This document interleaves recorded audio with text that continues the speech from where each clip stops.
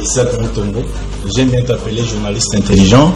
Tina Beni, Tina Kolwezi, l'émission est suivie, en tout cas, félicitations. La caniciété, Yozali sur un peuple. Au ministre armé, au ministre par l'institution, il y a pays. Je vous dis la vérité.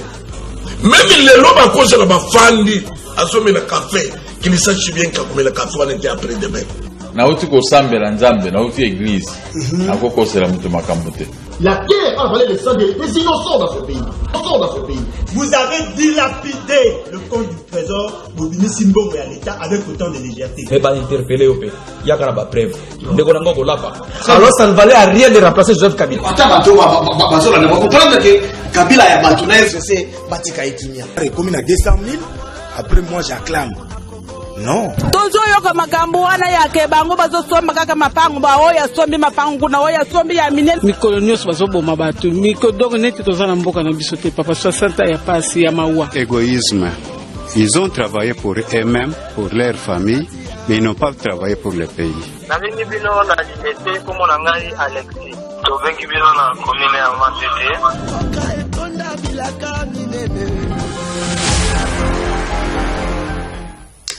Voilà, mokolo ela mon abino balandi ya émission devant les Congolais, émission tobetaka mingi masolo na kati ya République démocratique du Congo, bana Congo masolo ya kobeta yi ebele, bana Congo toko beta yango toko fongola téléphone boko benga boko participer, ko banga ramte. Oh ba cheli biso ram ko banga ramte. Tinda mwana somba unité. Lelo rama okata te, émission du peuple ezali.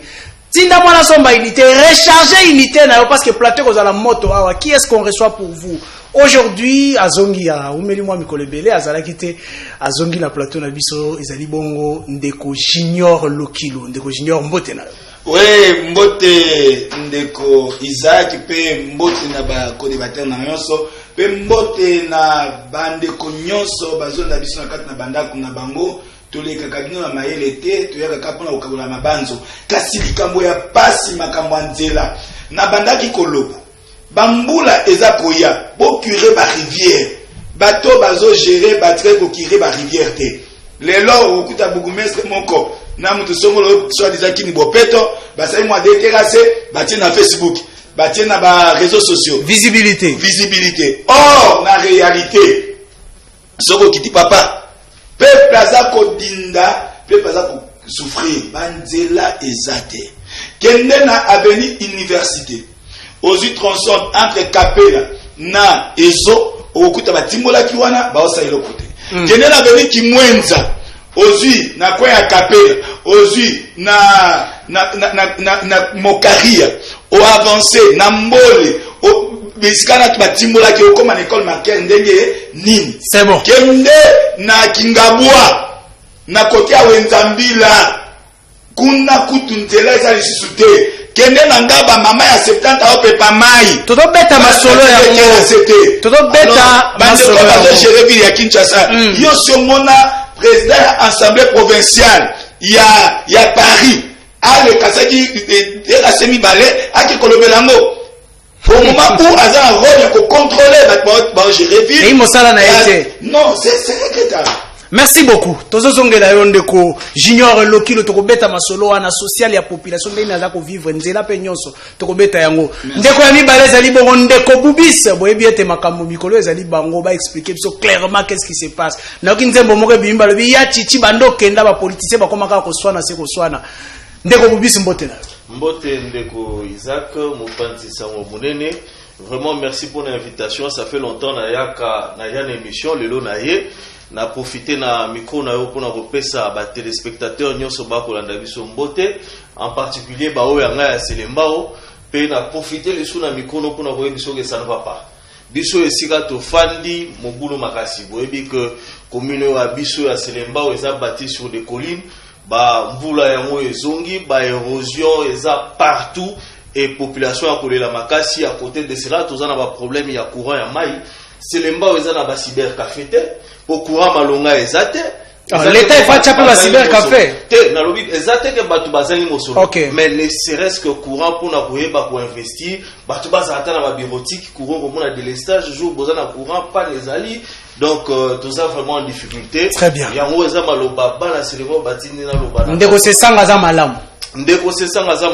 vol les armes en forme, et ça vraiment. Bien sûr. On vol les armes en forme. Je vous dis en tant que cadre. Il y a parti politique en vol. Vice-ministre de la Défense pas à Malam.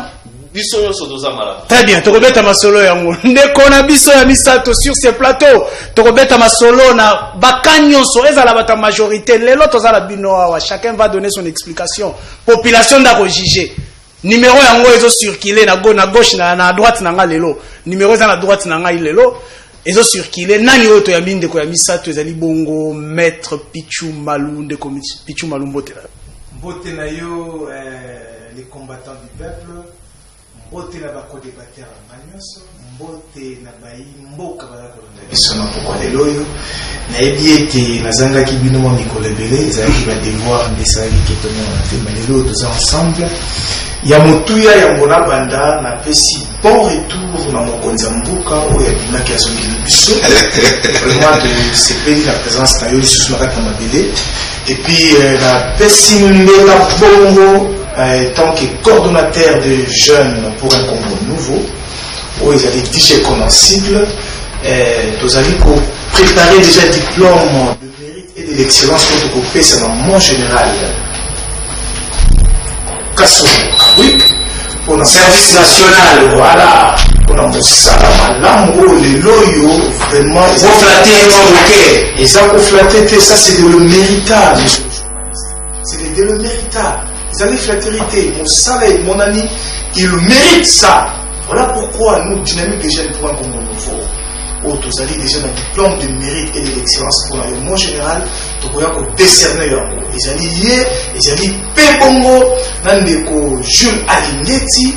On a fait bravo na niveau de l'inspection générale des finances pour le Talisani de l'eau qui thématique pour la moussa na bon malam vraiment pour la moussa qui s'en appelle si bon vraiment au yayon de John de Congo le valable ou vraiment à les forces tranquille Nicolo John Kabamba voilà merci beaucoup mon de John Kabamba kasi nde kwa misa to abaye tena soye penza bope sala image wana na kinze mwana le weza ya mona ya mu na yo kike rapport politique ko ngo kende likolo ya constitution wala sala image wana ya de papi Joso bope sala image wana Christian Antonio to qu'est-ce qui se passe dans le papi Joso mais actuellement il est sur la police parce que c'est la présenté une on a échappé ya sika mais le papi Joso régie image.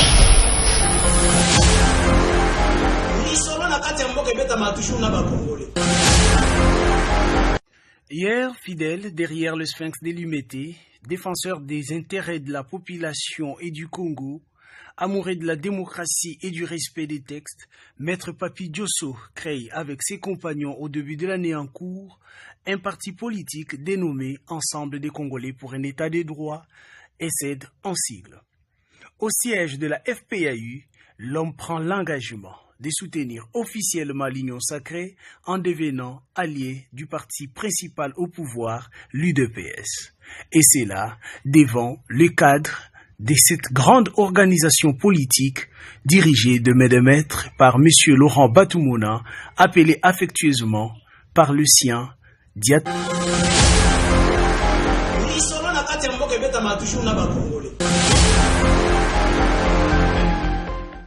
Maître Papi Joso mbote na yo. Mbote ndeko Isaac, mbote na ba téléspectateurs nyonso parce que tozali bana misala na bango. Mbote na ndeko na nga Junior, mbote na ndeko na nga Envol, mbote na Maître Pichu parce que tokutana kala devant les Congolais, ezali famille munene.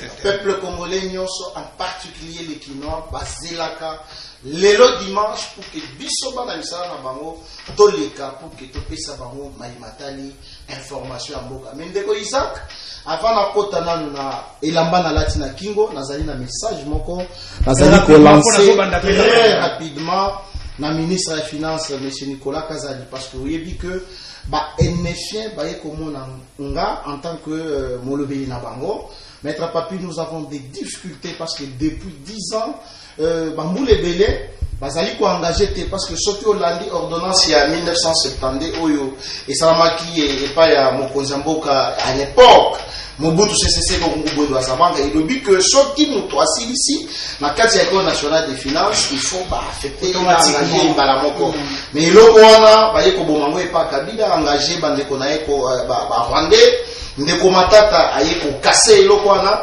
mais aujourd'hui bango ba format qui bloque tous les NFR ba former bloc pour que ba kende kotika memo na bango et pas le ministre de finances Nicolas Kazadi oyo lelo ezali sans suite.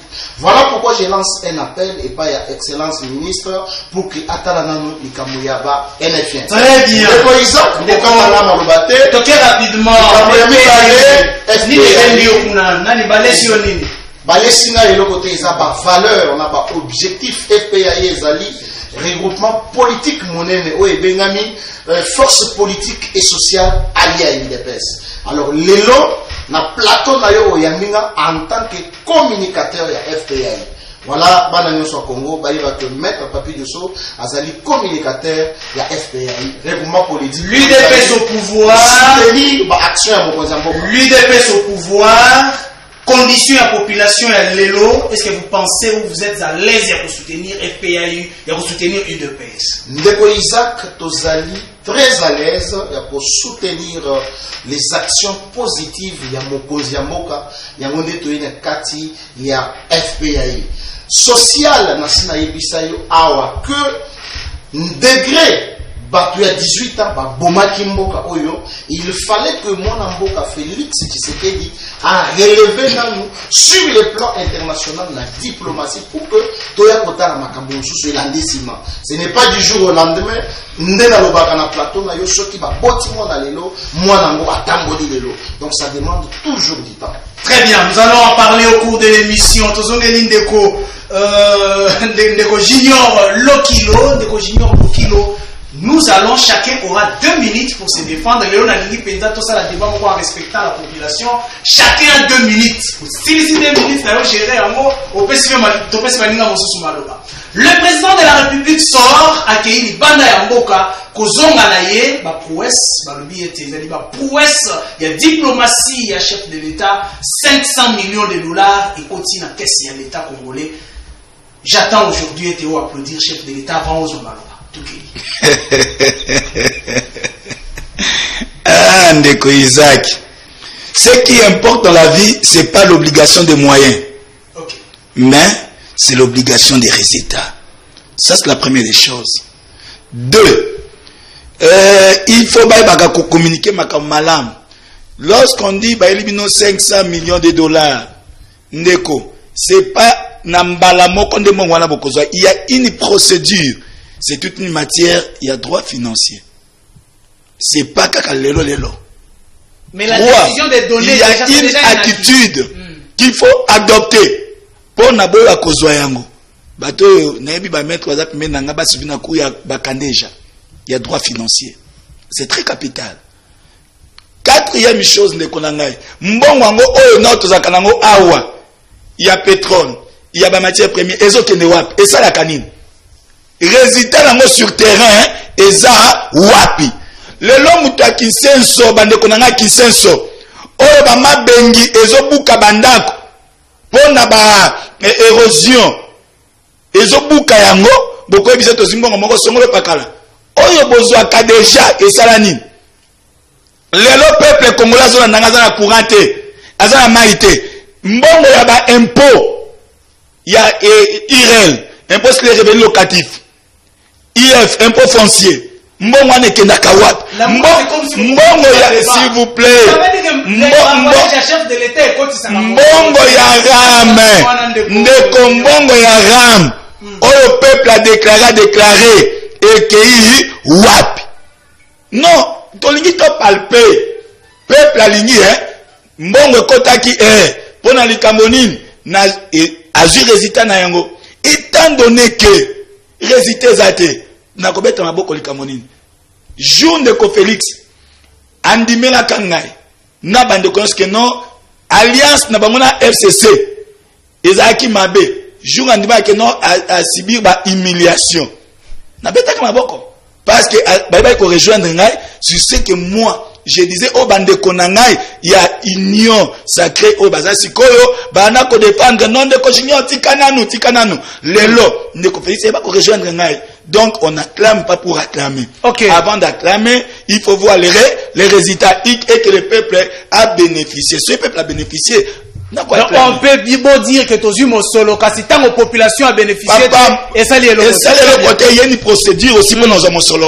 Très bien, merci beaucoup maître Pichou Malou. Rapidement coup sur coup oki balobi ete mosolo bozwaka yango kaka kasi mosolo yango population za ko profiter nango na nini tokei rapidement to kaka bo dossier ti les mbongo ekei 100 jours mbongo yango ekei oh peut-être kaka ke bato bakoti prison pona yango ndeko Isaac omoni oza mission moko monene. OK. On a que ezali une fleur na kati ya jardin politique aujourd'hui. Alors baimboka baza kolanda biso ba agitation ndeko na biso ala muka ezola ki sa faillite na bango parce que baza coquille vide. Mais il a dit une chose auquel il s'est contredit lui-même na keka na maloba na ye. Allez-y. Mais le résultat c'est le résultat du chef de l'État. Donc vous allez résultat au lieu de dire c'est l'obligation de résultat. Mais c'est le résultat, le chef d'État nous a ramené le résultat que nous n'en avons plus. Autres qui n'ont pas pendant les années. Au début, on a quitté la Brazzaville. Forêt à Bissau. Forêt à Bissau. Deuxième poumon. Après l'Amazonie. C'est nous. Mais aujourd'hui, c'est le chef de l'État qui nous récupère. Ce n'est pas à applaudir. Ce n'est pas les efforts à applaudir. Mon cher ami, tout est camoté mamabe. Parce que mbongo wana musa nango zanini et qu'on faire développer ba secteur forestier na courant na mai yo nanga tozangi lotili ki na mai toyebani oui pendant 18 ans 32 millions o permettait que courant ya Kinshasa e bonga yango côté na poche ndeko Kabila ba oyebi yango très bien. Aujourd'hui mbongo wana 500 millions et qu'on pesa bandeko bazali ko vivre dans secteur forestier bazwa courant bazwa mai siko okoboye yango pona nini. Wanza motema mabe totika motema mabe intérêt ya peuple les alinde ba résultat oyo mokonza mboka zali komemela biso que nous avons l'obligation de le soutenir. Voilà pourquoi dynamique des jeunes pour un Congo nouveau azali ko maintenir soutien na yé direct na chef de l'État. Mais population soutenir qui dans 100 jours soutenir na les jeunes les résultats. C'est le président mission moko très pédagogique. Allez-y rapidement chiter déjà. Toujours kende ndeko nanga. 2 minutes comme okena. Le problématique il y a 100 jours toyebi yango bien. Soki akangaki maboko abetaki maboko lokola ndenge Kabila tant balia ki 32 millions pour les aki malamu tant balia ki mbongo ya gratuité enseignement et pas de combattant ezaki malamu mais pour la tiseke ezaki malamu c'est justice qui est en train de faire son travail pour le dossier à 100 jours. Ce n'est pas l'applaudissement. Aujourd'hui justice c'est ça que jouir indépendance nango pour na été peuple a retrouvé ou a imbongo à l'état justice est traquée. Ce n'est pas les avantages significatifs que les chefs de l'État tentent de mettre aujourd'hui dans le pays. Oui je sais que soutien na biso bande koto tika motema mabe. Très bien. Aujourd'hui, effort. Je passe moi le résultat qu'il a parlé. Rapidement acheté. Aujourd'hui, voilà pourquoi tous allez décerner diplôme de l'excellence non général. Kasongo Kabouik. Pourquoi? Parce que le résultat malamu. Le lot, nani service en société kokufa. Na volonté politique à chef de l'État. Le lot a tomboli yango. C'est pas les résultats. Aujourd'hui, IGF. Le nom missionalité c'est qui dans ma poche à bateau. Le nom IGF ndeko Jules Alingeti a tomboli a kati hémorragie wana. Moi ko yibambongo l'été c'est pas les résultats. Merci. Très chers compatriotes. Merci. Ne soyons pas distraits. L'air a sonné pour que ba résultat autres en pose ça yango ndi ezali komoni na volonté politique à chef de l'État. OK. Merci beaucoup ndeko Bubis Tokei. Natango baninga bazali ko saluer ba prouesse. Il y a diplomatie agissante. Il y a chef de l'État bino bozo longwa ndeko sesanga ko longwa boko mona tete vous quittez na mauvais moment ba 500 millions et comme ko kota mosolo ya l'État et comme ko vimba tokei sikala betela ndeko oti oloba maboko na betele maboko pas parce que c'est le discours où ekotinga profondément mais c'est parce que ba kosa pe ba kosa population wana nani ndeko Pichou Malou ndeko Maître Aoutikoloba. Voilà, Maître Pichou. IGF. Arosa Moussalaba, félicité. Mais bon, Aram, au balier population, ils ont un million. mbongo wana tisiko destination nango eyebanite IGF alobini ni pona ram moya côté za te posa na domaine ya présidence to boité côté musu musala ko sala za malamu parce que biso na ba proposition na biso en vol to ba qu'il fallait ko assainir finance ya mboka po mbongo e ba okota na libenga mais musala côté musu ko sala mabe olobi makambo ya en vol biso to suite décision ya rotika union sacrée parce que tant to kenena union sacrée to yaki na cahier de charge batu babo sanate que biso en vol to za bato liboso to zalaki initiateur ya consensus oyo ko yiko mema ko sangisa ba politique po baye ba ko longola président na difficulté azalaki nango na ngambo azalaki nango vis-à-vis ya population pe kraka wa azalaki nango face ya bato ya FCC lelo oyo to longwe union sacrée parce que kokende tokenda ki lora to zay ba initiateur to ba ki fallait to accompagner mon mboka pour y ba matérialiser vision haute to zay na union sacrée bato ba bossa la teke na sima ba consultation président yebaki kolobela ba point o arrêté na ki par rapport ya bato consultaki ba point beleza qui en vol notamment révision à constitution réduction à train de vie des institutions ainsi de suite biso tokenda na cahier de charges na biso o to reposa ki ba réforme na 3 axes axe liboso avec la réforme électorale, ko bongisa makambo etali seni, ko bongisa makambo etali loi électorale, peut-on réviser constitution pour élection présidentielle les on a deux tours, les zara na kala na 2000. Et bon résultat na yango te. Alors, à part wana les assainissement finances publiques, na makambo sécurité en boka. Mais le autre moni nini, to moni que bureau ya seni et arrangé batunyo sauté pour et salami d'une manière consensuelle té. Yami parlé tozu makamou ya loi sur la CENI. Loi sur la CENI, la même chose. Ma proposition ba député ba memaki ezalaki prise en compte et tokena forcing ba sali loi sur la CENI o eboti mbutu mbutulelo poto bimisa président ya bureau ya CENI binomo boyebi par quoi on est passé. Alors, tant que l'état de siège, insécurité ils ont continué. Biso en vol, tout ça la politique y a pour critiquer kakate. Tout ça la politique ou ya remoni samabe peut qu'on proposer par réforme. Alors biso to proposer que na makambo etali sécurité en boka. Pourquoi ne pas réformer l'armée? Pourquoi ne pas mettre des moyens à la disposition? Voilà, je vous relance peu pour citer Mbalamoko. Mais est-ce qu'aujourd'hui on peut dire, on peut appuyer Bazali Kolobaete, il y a une dictature, bah koyo ke la bande comme soutien na kati ya union sacrée. Mais tala makambo salimi. Tant ba kiko yamba mokonza mboka.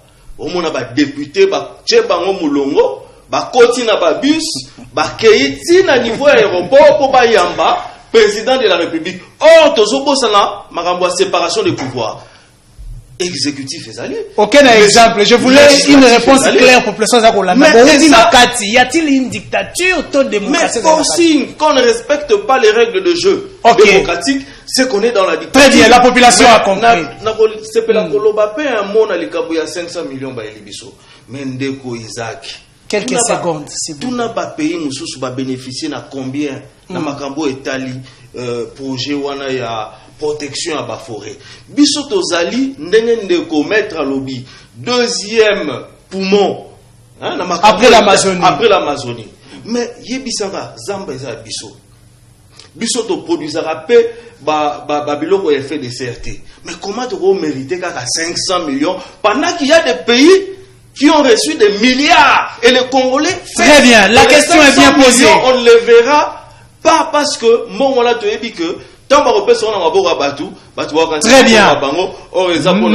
Maître Papi Diosso, est-ce que le Grand Congo aujourd'hui peut se contenter à 500 millions de dollars? Natangoyo, l'Afrique du Sud doit payer plus de 8 milliards. Azo boudé. Pendant que Bisso, deuxième poumon, na niveau de forêt, tu as 60% à eau douce. Il y a réserve à eau douce. Ndeko Isaac, tikana lobaete même balandi na ndako. Baza déçu pona koyoka ba propos yo boimina monoko ya Ndeko Bobis pe na Ndeko Junior. Na bandina no récemment la Ndeko Bobis a lobby ba mboka mususu ba recevoir ba mbongo ebele. Mais il faut voir les contextes, mon cher. Nous avons fait combien d'années ici? Tozo qui même ata un franc, ata infanté. Mboka ezalaki kozina mbongo ebandaki kokitana Congo Brazza.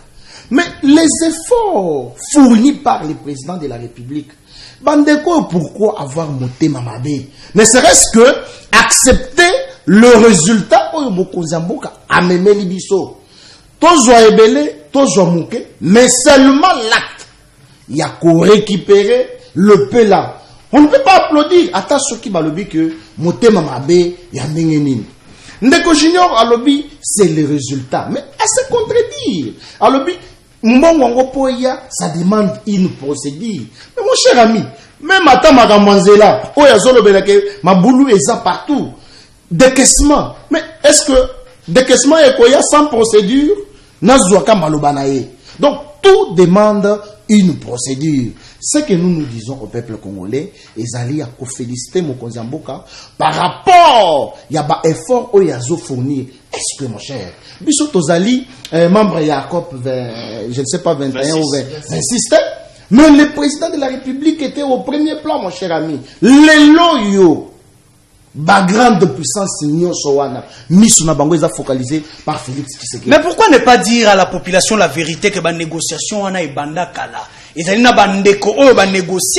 n'est pas Félix Tshisekedi qui a négocié ma communion. Voilà, même ce qui la négociation est banda kala, tout le contexte mais le résultat c'est Félix Tshisekedi, on doit l'applaudir. Kabila Sali 18 ans. Mais les joueurs sur le terrain, le rôle de aussi c'est lui le négociateur. Exactement. Il n'est pas cité apparemment. Na Union africaine, on a bazarana jardinier. Kabila Sali 18 ans. Atika la takoza la jardinier. Mais Félix Tshisekedi arrive au pouvoir. Une année et demie ou 2 ans après, il est président de l'Union africaine. Bamakambounyo sotokoki ko sepelate. Moka oyebi pour que ba investisseur baya il faut Mboka Izala na Kimia. Yango moni que président de la République a décrété état de siège. Bango baza koloba que insécurité ezali kaka ko continuer. Mais mon cher ami, Kabila fait 18 ans. Coalition na bango parce que lelo baza na mariage. Est-ce que Toyoka kata muno likambo état de siège? Lelo même ceux qui ezali na Mombutumbutu. Très bien, on retient que vous demandez à la population de se contenter de 500 millions de dollars pour le Grand Congo. Un tiers vaut mieux que 2 kilos. Merci. Voilà. Très bien. Deko Junior Lokilo Yoki, vous allez faire le toilettage, comme on le dit actuellement. Mais Nathan Omoni était population. Accueillir chef de l'État triomphalement. Et Bangisi Binote que ça vous donne une image pour 2023. Et que cette population est avec son chef. Ndeko Junior. Merci Ndeko Isaac. Avant Nakomakuna, lorsque je parle de l'obligation des résultats, les résultats, je ne fais pas allusion à la personne de Félix. Mais résultat na olobela na mbongo oyekoya, ça ce sont des discours démagogiques. Je connais ma capacité à bande konangai quand on est à l'université, mais sauf que pour na ba raison ya bana union soirée ba komi ko aliéner l'intelligence. Or ce sont des hommes capables au moins ils pouvoir placer les makabato. Donc bon sur les ali bazo thèse nangeza ki clair. Que non ceux qui mbongo yé peuple a bénéficié mbongo na ezobima pona likambo nini mbongo na esala musala ngoto mona résultat. Il a parlé de l'IGF. Oui, IGF a dénoncé. IGF a continué de se la justice papa tangelanga mutu moko jusqu'à présent oyo basala ta saisi conservatoire. Et je suis content parce que toza na table na ba juriste. Et na saisi ya motanga nga place moko et mutunani bakanaki makambongo saisi conservatoire ti balande procéder na suka bataki kasi mosoleza kozonga na kesi bazongiseli le peuple mbongo na ye et peuple batongeli nzela oyo ndeko na ngazolo ba ono procédure que zala oui ça va prendre combien de temps pour na décaissement pour na basala nzela ya kimwenza nzela kimwenza batimboli yango 5 mois yango allez-y bande kwa yolo ba okufa na bangungi kene na veni mbole nazoma ba mama ne ba okima bana mike pona ko ken hôpital. Très bien. L'État réussit en triomphe. Non, pas son peuple. Le peuple est avec son chef. Il y a une analyse. Non. Na ça analyse. Allez-y. Pourquoi vient mon pape, l'ancien moboutiste, a bengi ba député basali mobilisation oya branchement bakende koyamba ndeko Félix primo pour la communauté internationale que nous sommes populaires par rapport à l'Icamonine. Vous n'avez pas de preuves que c'était une mobilisation de l'Assemblée nationale. Non, c'était une mobilisation. Je vous donne une analyse correcte. Allez-y. Au Moni, avec ce qui s'est passé, le peuple congolais a boyaki makambo ya Denis Kadima. Oh, wapi putain, on va interner, papa yo somona arbitre. Balobi que non, mouta ko arbitre match, ezan de ko Isaac. Kaya bandeko, ya union sacrée, bah comment c'est peu là? Arbitre, bah c'est peu la canaille. Non, soyons réalistes. Match, on est comme déjà hypothéqué. Sur ces matchs. Ce plan là n'a rien à voir avec 2023. Non, c'est juste pour convaincre la communauté internationale par rapport à la marche au peuple à Salaki et le monde bandeko Martin Fayoul. Que non, tous les populaires, tous les lingatés, n'andenge ba prêtre ou yebindeko. Aujourd'hui, on ne peut pas négliger la force de l'église catholique. Si les places catholiques qui vous a abandonné, si les places sociologiques, si les places démographiques, l'église catholique est installée partout. Tant qu'on va passer à Vina Bango, il faut qu'on ait la Bango. Or, politiquement, les lots, Kotala, Oyezo Salema, bande a pouvoir, il faut convaincre la communauté internationale que nous sommes populaires. C'est ce qui est le maïa liboso, il y a mobilisation. Et le maïa mi balé. Et ça bateau bazal le quoi députés nationaux, balobité. Et signé tout l'Alexandre Félix, que tout ça peut mener pour que en 2023, tozonga. Or, ils oublient une chose. Suivez mon analyse. Suivez bien l'analyse de Sabino. Ndeko Félix a otakina ndeko Kabila. Atali titi ba complication alliance na bango papa. Aye paf asengi na union sacrée. Oh wapi botier vide breaker na kata moteur boze olamba pondu otie na pondu na ndunda na madesu na makoso na do basangisa na kati nango sikondo ndeko Félix dit aussi na 2023 il faut na travailler si on a gagné l'élection na za batu oyo bakoza yangai oh ba vie wana ba 3 kilos ba olinga batikala te bazoye bate kakila Félix ezandenge nin il peut les surprendre aussi. Très bien. Merci beaucoup Ndeko Ndeko Pichu Malou oyoki Ndeko Junior Kolobaete Plewaneza n'a rien à voir avec l'électorat et tali kutu 2023 te pour 2023 bino bobeta malabino bilan na terrain ezalité. Tokei rapidement. Bilan ko la émission qui toko boy anyalo basiko na kiseso ku réseau katana. Maître Pichu Malou on vous écoute. Vous avez 3 minutes hein, parce que parce que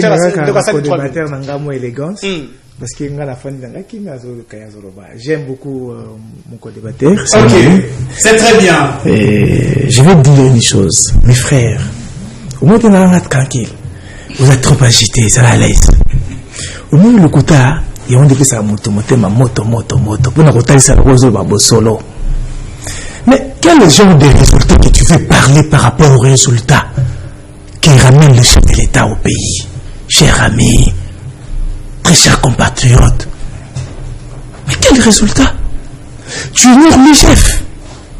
Regarde, je vais te dire une chose. Tu vois ton leader, l'homme de 6 lettres, mon vieux Martin, c'est un vieux que je connais. Il me connaît. Quand on était dans la fac, dans la 7, dans la fac acquis au changement, il connaît ce qui est créé président Malou, que je suis ici. La popularité du chef de l'État, ce n'est pas une chose à démontrer parce qu'il est élu à suffrage universel. Est-ce que c'est pas le chef de l'État? Est-ce que c'est pour moi, c'est pas un débat pour moi sur la télévision. J'ai beaucoup de l'estime à votre émission. Ce qui n'a pas si je peut débattre pour arriver à chef de l'État. Non, c'est par le respect. Quand tu parles le député national, qui est député national? Mais ce n'est pas l'émanation du peuple. Ce n'est pas le représentant du peuple. Deko, s'il vous plaît. Tout ce kako, tout ça bâton maïele.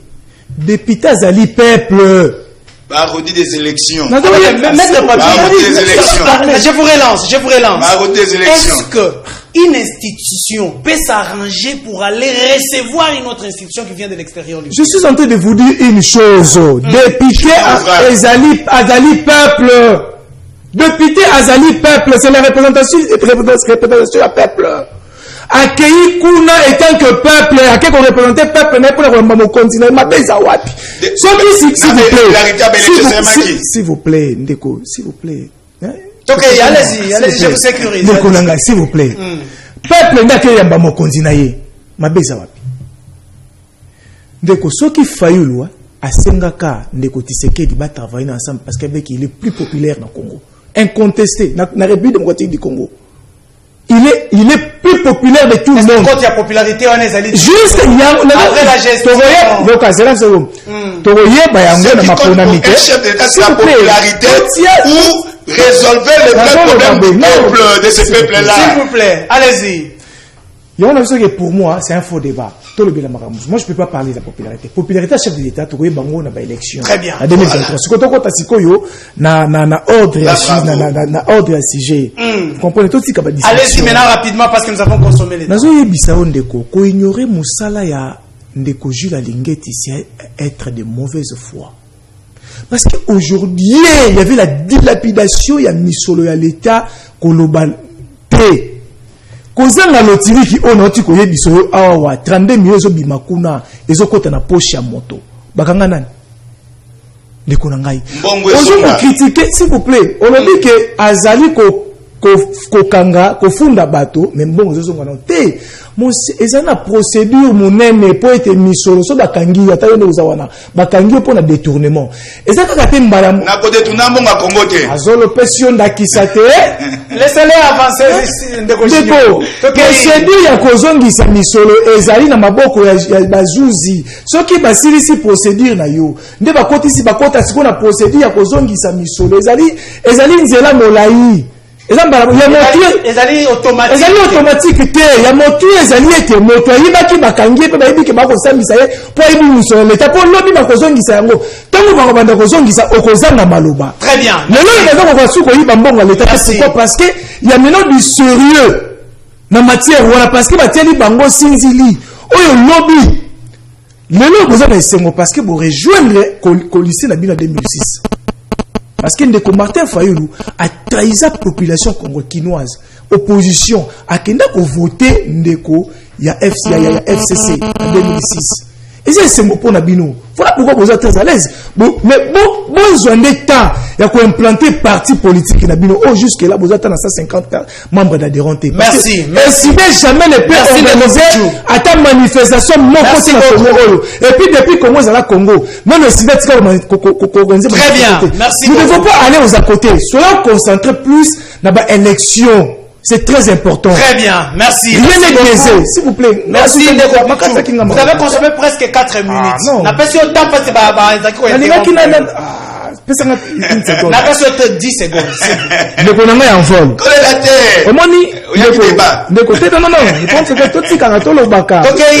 avez dit en vol. Au moins, j'ai beaucoup de l'estime à mon grand frère, mon aîné. Il est très intelligent. C'est très intelligent. Mais c'est un versatile. Et puis c'est un ingrat. Qui est versatile? Mais le président d'Envol. Ndeko Deli, c'est ça la versatile. Mais voilà pourquoi je vous dis qu'il est très versatile. Nakati ya union sacrée, ezali intérêt à peuple, ezali intérêt d'individualité. Par oh ya zwa ki ekokaki pona ye. Voilà pourquoi contradiction côté Nakata parti. Donc vous estimez qu'il est parti parce qu'il a gagné. Mais je suis de vous dire une chose. En 2018, j'étais candidat député national. Yena Luisa, président Yena Luisa, Ngana Lukunga. Il a dit Batuniye, Azaki candidat la Mouka. Akena Luisa Kuna s'est transformé. Soutien à Tshisekedi. Batuniye na top. N'a dit dire une émission à Top Congo. Batuniye, oh, Ndeko Abi Ndeko. Yo la Mouka Kuna comme il dit papa, sans Tshisekedi, il n'y a pas moyen. Très bien, merci beaucoup. Aujourd'hui, il trahit encore la personne qui a passé un mandat. Ah bon? Il y a 5 ans. Nicolas a intérêt personnel. C'est ce que moi je demanderais à mon grand frère. Il doit cesser ce genre de choses. Ils allaient mettre en cause son intelligence. Très bien. Ndeko Boubis, oyoki ndeko koloba qui était bozali versatile makasi tout ça bino moko wana lamuka bino moko wana bolongo lamuka Tshisekedi lelo Tshisekedi a commis mabe où se trouve l'envol lelo où se trouve Délice Saka wana ezali une part kasi ya koyeba lelo oyo yo kote outi na kati ya union sacrée le plein que nous avons vu faire le chef de l'État, est-ce que c'est une image il y a élection en 2023? Rapidement, vous avez 3 minutes. Ndeko Isaac, vraiment, na rosengo pesa nga mwa tamu ke pona meka ko limbola ndeko eza passé. Omoni tozo sala o eza émission munene batebele ba ko landa biso. Na sepeli na ba question na epo eza occasion pona nga pe ya ko éclairer batu ba ko landa biso. Tant bozolo la constance, par exemple, pour versatilité, constance. Et ça par rapport aux partis politiques, par rapport aux idées, par rapport aux attachements des personnes, tout par rapport à quoi? Parce que ceux qui te lobby l'élo, que Moutou, Aza constant, ce qu'a oumé la partie politique, n'a repéré ça exemple à Ndeko Étienne Tshisekedi d'heureuse mémoire, où Aza considéré comme le père de la démocratie. Le père de la démocratie. Ah, ok. C'est-à-dire Étienne Tshisekedi. Abundi combat pendant longtemps. Yaza Moutaignon sacré, peut-être allié à UDPS. Il faut bailler ma histoire, il y a Étienne Tshisekedi. Étienne Tshisekedi est passé par 6 partis politiques. Je cite MLC Kalonji, MLC Lumumba, Konako, MPR, IDPS Tshisekedi. Ce qui n'a lobby le na tanga ba plateforme politique et ça est belé trop comme à la 20. Mais ndeko se sanga na 51 ans d'âge, il n'est passé que par 2 partis politiques.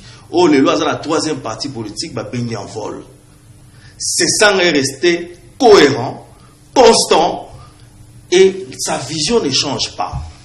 On peut ça éclairage, moi, rapidement. Alors, bien, le ça n'a pas l'intérêt et tout et tout. Nous sommes un peu dans le passé. Est-ce qu'il y a pas cas, maître, que Ezan Neko Félix Tshisekedi Moutakenda Kosenga Loboka Sesanga pour accompagner une belle élection? Ce qui oyebi sera la tête, mais quand on a oyebi ça, ok, avant l'élection.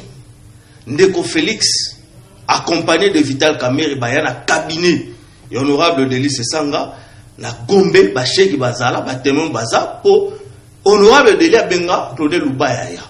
Est-ce qu'il n'y a pas moyen de faire une main forte pour l'élection? Ndeko Sanga Ndima, Bakena na Kasai, Bagesa la campagne. Et ça, batoyer des personnes, Bakayam Boutumbuto, Ote pas matate pour Bambe Bazela, Bakanida Bango.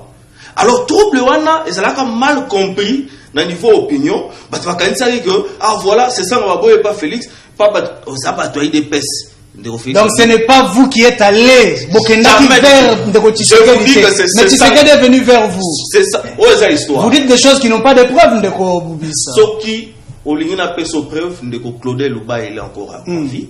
Ndeko Vital Kamerhe, en vie. Merci. Et c'est là, n'a éclairé, n'a kananga. Merci, vous avez consommé les 3 minutes. C'est là que si vous avez une question, vous l'avez vu pétant mingi. Vous avez 10 secondes, s'il vous plaît. Alors, au moment que par rapport à Yawana, il faut comprendre le lot que Bangomba Luka Ndeko Sesanga. Sesanga Zara député en 2018 et en 2006. Facha Zalarata, en 2011. Facha Zalarata.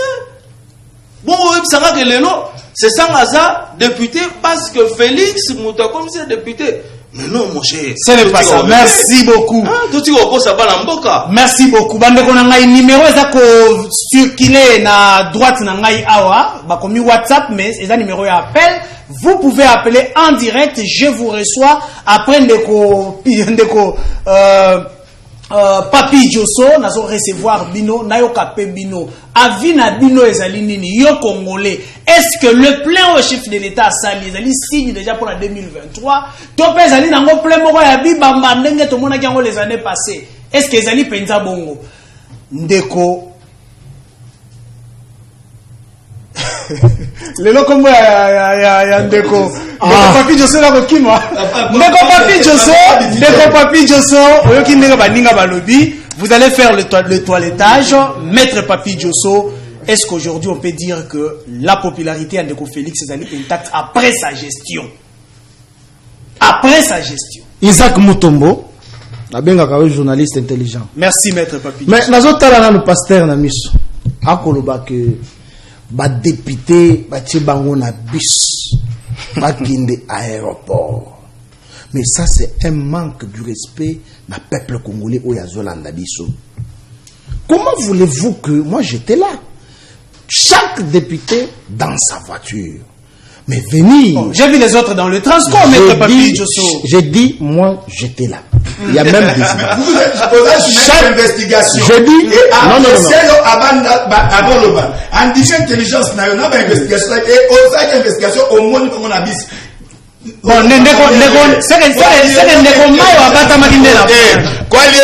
vous êtes extrêmement intelligent, je reconnais tes capacités.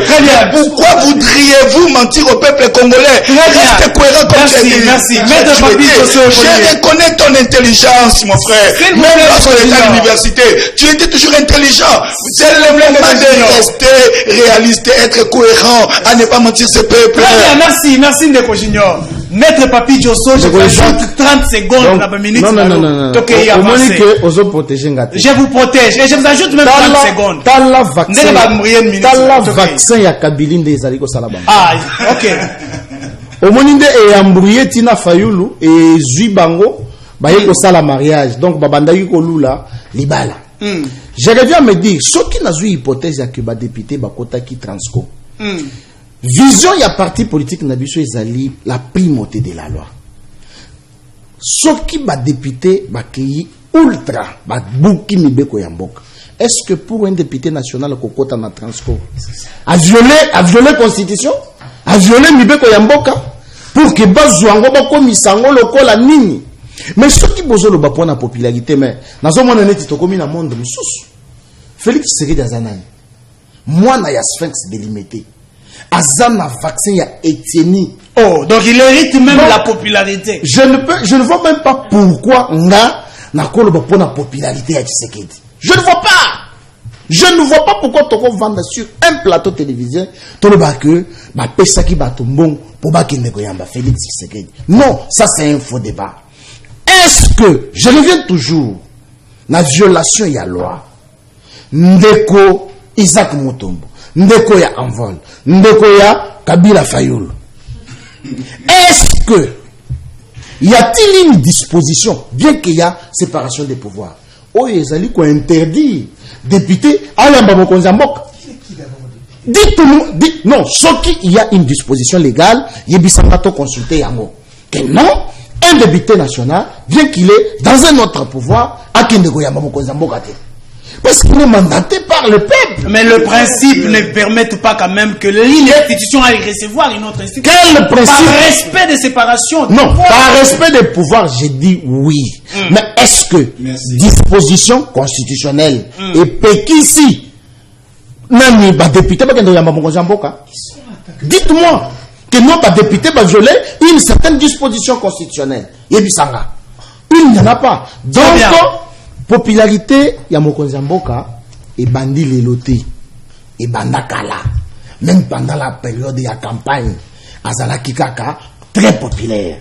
C'est pas fallu le sinde baza impopulaire à partir zaka na scène de pas même 3 membres. Très bien, c'est quoi population. Donc ce que moi je veux dire au peuple congolais balingaka ka mokonzi mboka na bango parce que Félix Tshisekedi aza président oyo Congo et sombate. Oh, le peuple est moko amené à motema. Parce que vous savez, j'ai toujours l'habitude de dire les pays étaient dirigés par un étranger. Moutonio soyez bien. Donc il n'y a pas de débat. Ça c'est votre jugement. Popularité.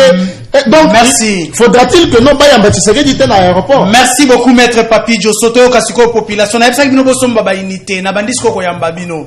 Allons de ko bengi biso api kombonani. Oui, depuis Ngalema, votre réaction en 20 secondes. Débat ya koyamba président za président Union africaine et lokwa ne sali marati Gabon zombongo na biso. Contrat va signer là ba américain à 48 milliards. Premier palier des 500 au bon ba suite. Le voisin on a président na longwe parce que papa na bango ba alongwe na chef ya nani provincial. Balongo yende ye mudango la longwe eza débatté au boko sala butu alongo la ba condition na condition té donc alongwe parce qu'azali satisfait te papa na bango nde balongole président ya kunani ya assemblée nationale.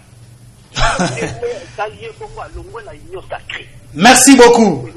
Merci beaucoup. Toza koyamba bino, je crois ndeko Bubisa yoki. Ye moka ko répondre parce que bazali awa. Je ne suis pas là pour répondre de sika na bango. Tozwi ndeko mususu. Alo ndeko bengi biso wapi kombo nani? Oui ndeko. La lobby hein. Allô? Oui, toza yoka ndeko loba na mwalo mbango. Yebisa moto alati chapeau ya Tshisekedi wana. Tango Félix azala nani Fayulu azalaki député ya nani ya Tshisekedi. Yebaki était même président na yekutu azalaki na sens ya koloba te ba Fayulu. Merci. Mais na kosepela tango bozali kobenga koloba te yebisa ndeko wana alati bwete. Yebisa ndeko Papi Joso, yebisa ndeko Pichumalo, yebisa ndeko Bubisi, yebisa ndeko Junior. Tozala un peu na moi courtoisie wana ekosala moi malamu. Oh là là. Voilà. Alors ndeko bengi biso api kombo nani? Oui, ndeko tozoyoka yo.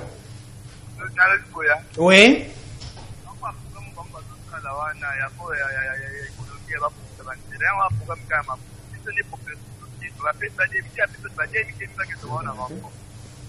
Merci beaucoup.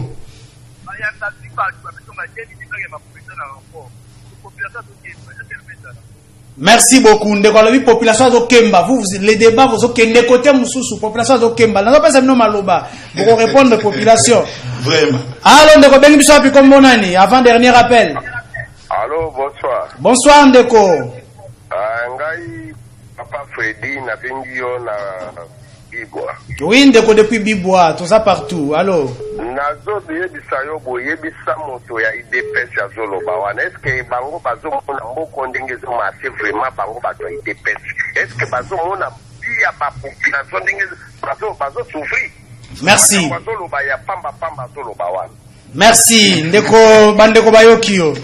Voilà, appel ya Souka, émission na comme ko chité penza, appel ya Souka. Voilà, appel ya Souka. On a une chance. Allez, allô. Ah, bonsoir ndeko Isaac. Oui, bonsoir ndeko. Nazoi di sabato ya lamuka basika Félix asala musala abomisa mboka. Ouais. Na ibana depuis Kabila Kitamboko yo vraiment la misère noire. Alors il ne faut pas que va demander plus Félix à 2 ans et demi ou bien 2 ans. Merci. Alors c'est un président qui a la volonté de très bien. Basika Kindoki, wana nde président tozana ngo na Kongo, nde président biso wana tolingi mapasi tozana tola kukendoko ya maye, tozana tola ya soutenir mwana mboka. Merci beaucoup. Merci ndeko. Voilà, bandeko na ngai discussion ya ngana bino e continue ka même na sima ya plateau. Minute na biso zali vraiment imparti, tozali bongo ko chiter déjà je crois nazo banda na ndeko Junior Lokilo, ndeko Junior to ko chiter boyoki Bukavu kuna ba dongolomi so ba koti ti pona ko inquiéter pied à population. Na moi lombango maloba na yo pe au conclure na émission na biso rapidement parce que to comme penza ko chiter. Oui, merci ndeko Isaac. Ndeko nanga identifier nga malamu te SID naza membre ya SID te ni communicateur SID mais j'apprécie SID. OK. Bazo sa musala malamu. Ah bon? Et lelo ba résident na bango ezomonana. Ba délocaliser bango na Tchango. Ba ye na Ngaba ba pesi un bon résultat et nazala ki wana na mona i travail. O ba ndeko SID basala ki bravo.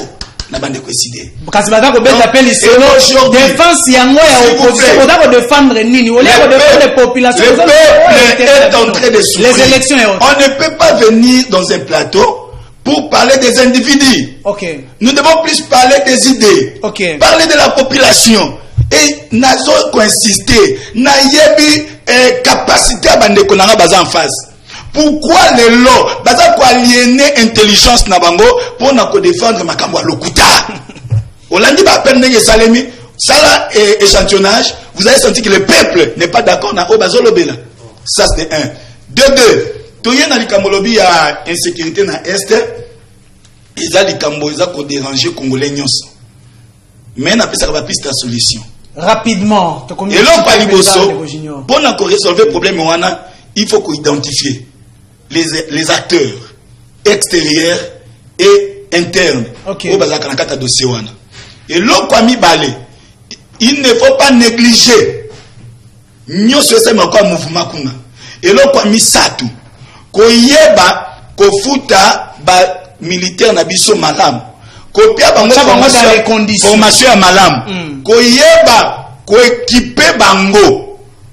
To koyeba ko éradiquer likambo oyo. Alors ndeko Isaac, le peuple est en train de souffrir. Côté de Kopapé à Fandaka. Merci. Malezate. Et ça dit 3 jours. Lobby de Kojoso. Azobena, dans notre émission. Moyen à sauter.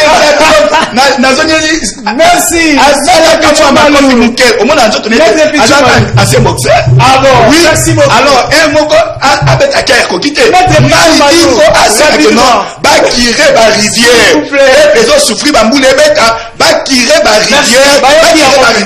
Bayoki yango, merci beaucoup. Je crois que Pichou Maloa Ondima peut changer de discours. Maître Pichou. Ok, rapidement. Je vous protège. C'est comme la souka pour intervenir. Ok, dictature. Micro, non, le micro. Ça, c'est la dictature. Très bien. Voilà pourquoi on est dans la démocratie. On est dans la démocratie. S'il vous plaît, Ndeko Junior, Ndeko Pichou Malou, vous avez la parole. Chitez avec pour notre émission d'aujourd'hui. Merci beaucoup. Yamotu ya na pesi balandi nyonso balandi biso. Mbote pe merci na bino na ba contribution na bino de valeur par rapport ya ba analyse na biso zali ko pesa bino. To leki bino maele te bozali wana pona biso pe biso pona bino. Très bien. To zongi siko na kata makambo. Omoni que j'ose croire c'est le même langage. Abi sondage, tu as fait appel à 5. 5 appels entrants. 3 équipes positifs, 2 équipes négatifs par rapport à Mité Mwadabouma Mabé. Ce n'est pas nous, c'est le peuple qui a répondu directement. Chitez. Concluez avec l'émission. Ne vous attaquez pas. Ne vous attaquez pas. Allez, concluez. Chitez avec tenir compte. S'il vous plaît. Population à Kangata conclusion. On a toqué rapidement. Déco. 30 secondes. Likambouya Est et Salinini. Ezali trahison. Nyon soto yo so omoni guerre parce que aujourd'hui volonté politique à Mokonza Mboka. Ba carré minier nyon so zela qui vendi. Le nom le retrait de plus de 14 licences ba carré minier. Yo on ça la ezoko persister guerre na Est et puis la trahison ya ba député Monsusu ya nord sud qui. Voilà pourquoi je vous ai dit pas identifier la terre externe et interne. Il faut bande cognon le kilo Ndeko Boubis, nous concluons. Ndeko Boubis, rapidement. Ndeko Boubis, nous concluons avec notre émission. Soyez vraiment bref parce que les gens là ça la biso makelele. S'il vous plaît, Ndeko Boubis, rapidement. Nous chitons, nous concluons. Ne vous attaquez plus, s'il vous plaît. Concluez. Discours exact. Et puis, est-ce que les gens dans le domaine où ils ont marché dans Minitio Namboka? Parce que le lot Roloba, déjà le macabre sécurité, ça ne marche pas. Dans le niveau social, gratuité de l'enseignement, ça ne marche pas. Misala ya Sika Ezate 2 ans et demi. Mauritanie n'a pas payé voisin programme à 100 jours, Batongi 2000 maisons. Batongi 2000 maisons. Mais biso awa tisiko il n'y a rien qui est fait. Mais on a un discours. On a un que épelé, bah ça opportuniste, bah flatteur. Si on dit que Kabila Lobakias n'a 15 personnes autour de moi, il n'y a pas un lobby de Félix Tshisekedi de Banana. Merci. Parce qu'il est entouré de flatteurs, des gens qui ont passé par combo. Félix Tshisekedi Bento. Merci. Mais la population dit aussi que Binopé, Bolongo, Union Sacrée, parce que bon se retrouver à niveau il y a ma poste. Merci pour la question. Merci. C'est là où tu as relancé la population. Et l'autre, c'est un élément très important. C'est un élément très important. Est-ce qu'il y a plus que Ndeko, Nabiso, honorable Denis, c'est ça?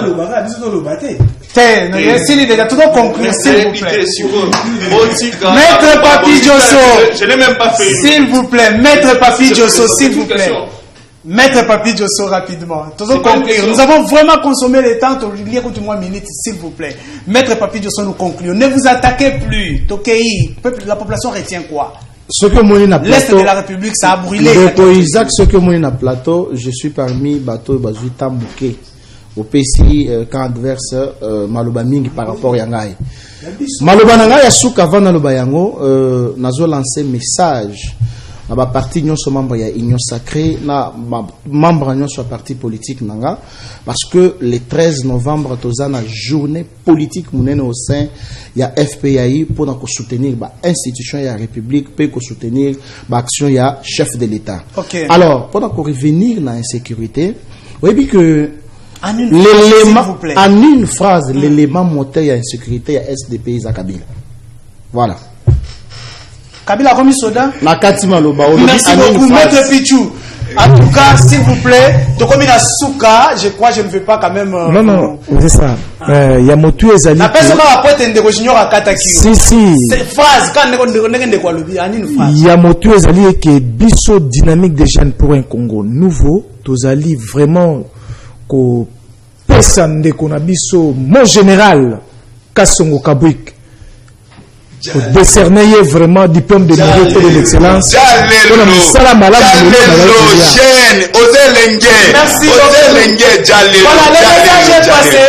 le message est passé. Merci beaucoup. Dès partout. Je crois que nous sommes là pour encourager ma bonne œuvre. C'est une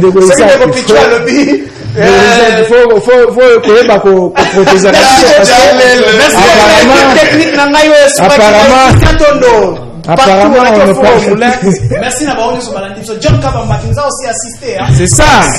Vraiment, tu te manqué à John Kabamba.